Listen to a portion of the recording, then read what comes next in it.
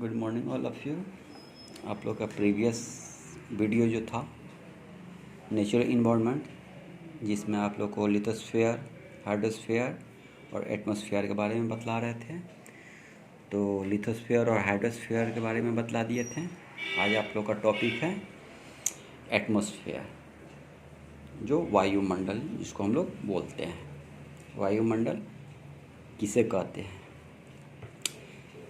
The air which surround the earth is called the atmosphere. The earth gravitational pull hold the atmosphere around it. Air is mixture of various gases, water vapor and dust particles. Nitrogen is the most abundant gas found in air, constituting 78% of it. Oxygen constitutes 21%.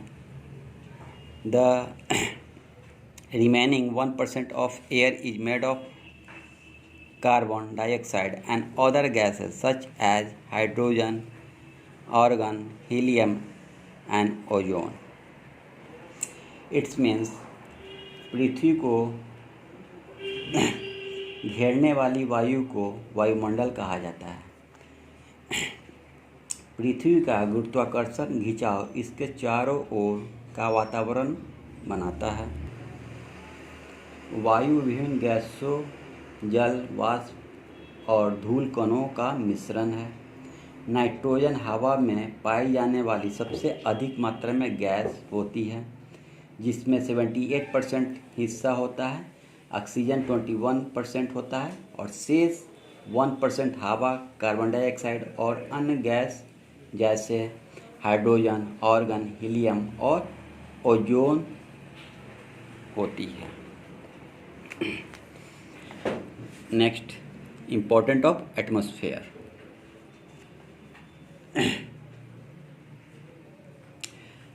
वायुमंडल का महत्व किसे कहते हैं? The condition of the atmosphere like temperature, pressure, humidity and sunshine make up the weather of a place.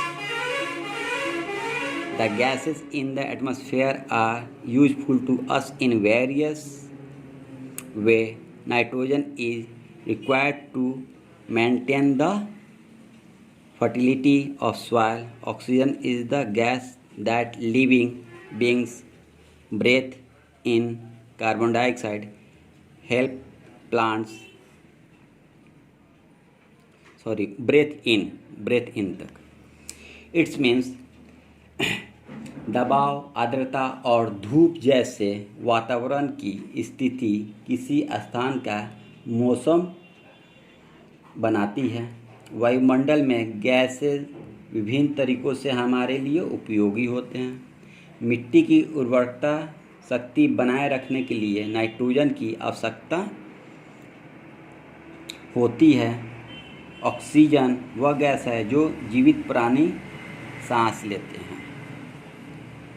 Carbon dioxide help plant to produce food in the presence of sunlight.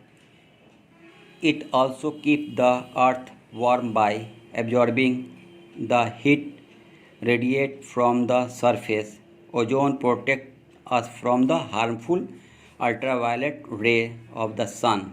Water vapor in the atmosphere condenses and produces precipitation. It means carbon dioxide पौधे की मदद करता है।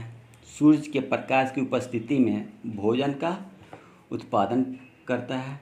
यह सतह से निकलने वाली ऊष्मा को अवशोषित करके पृथ्वी को गर्म भी रखता है। ओजोन हमें सूरज की हानिकारक पराबैंगनी किरणों से बचाता है, प्रोटेक्ट करता है। वायुमंडल में जल वाष्प संघनित होकर वाष्प वर्षा का उत्पादन करता है। यहाँ पे आप लोग के स्ट्रक्चर में दिया हुआ है कंपोजिशन ऑफ एयर। नाइट्रोजन 78% है, ऑक्सीजन 21% और अदर गैस जो है वो 1% है। अब नेक्स्ट टॉपिक है बायोस्फीयर, जैवमंडल। या जीवमंडल कह सकते हैं। The narrow zone where land water and air come into contact with each other is called the biosphere. It's means वह संगनीय क्षेत्र जहाँ भूमि, जल और वायु एक दूसरे के संपर्क में आते हैं जीवमंडल कहलाते हैं। इम्पोर्टेंट ऑफ बायोस्फीयर, जीवमंडल का महत्व क्या है? Living beings exist only in the biosphere. It is this biosphere which make the earth a unique planet in the solar system. Living beings range from microscopic organisms to huge tree, animal and human. This great variety of life on earth is called biological diversity या biodiversity. It means जीवित प्राणी केवल जीवमंडल में मौजूद होते हैं। यह वह जीवमंडल है जो पृथ्वी को सौरमंडल में एक अद्भुत या अनोखा या अद्वितीय ग्रह बनाता है।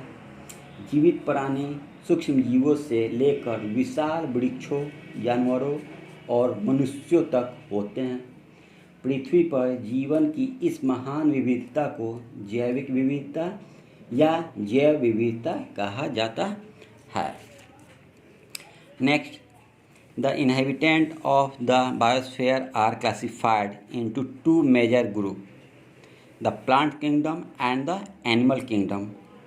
All the living organisms are interdependent and in turn depend on the biosphere for survival. The plants and the animal life found in the biosphere vary from place to place. The types of living organisms found in a region depend on its physical environment. It means जीवमंडल के निवासियों को दो प्रमुख समूहों में वर्गीकृत किया गया है। पहला है पौधे का साम्राज्य और दूसरा है जंतु साम्राज्य। सभी जीवित जीव अन्योन्याश्रित हैं और बदले में जीवित रहने के लिए जीवमंडल पर निर्भर करते हैं। जीवमंडल में पाए जाने वाला पौधा और पशु जीवन एक स्थान से दूसरे स्थान पर भिन्न भिन्न होते हैं। किसी क्षेत्र में पाए जाने वाले जीवों का प्रकार उसके भौतिक वातावरण पर निर्भर करता है। Next, the biosphere is made up of distinct zone, each having its own physical and biological environment. These are called ecosystem. Each ecosystem is formed by the interaction of all living organisms with each other and with the physical environment in which they live. The biotic and abiotic component of an ecosystem are linked to each other by the transfer of energy and matter. It means जीवमंडल अलग अलग क्षेत्रों से बना होता है। प्रत्येक का अपना भौतिक और जैविक वातावरण है। इन्हें पारिस्थितिकी तंत्र कहा जाता है। प्रत्येक पारिस्थितिक तंत्र सभी जीवित जीवों की एक दूसरे के साथ और भौतिक वातावरण जिसमें वे रहते हैं की बातचीत से बनते हैं। एक पारिस्थितिकी तंत्र के भौतिक और जैविक घटकों को ऊर्जा और पदार्थ के हस्तांतरण द्वारा एक दूसरे से जोड़ते हैं। Next, all energy for life comes from the sun. All ecosystem are dynamic in nature because within each of them energy and matter are being continuously recycled. In very ecosystem there is a perfect balance या equilibrium in the transfer of energy and matter among the different components. This is known as ecological balance. When more energy and matter go out of a of an ecosystem compared to what comes into it, this balance is disrupted and the ecosystem fail to function properly.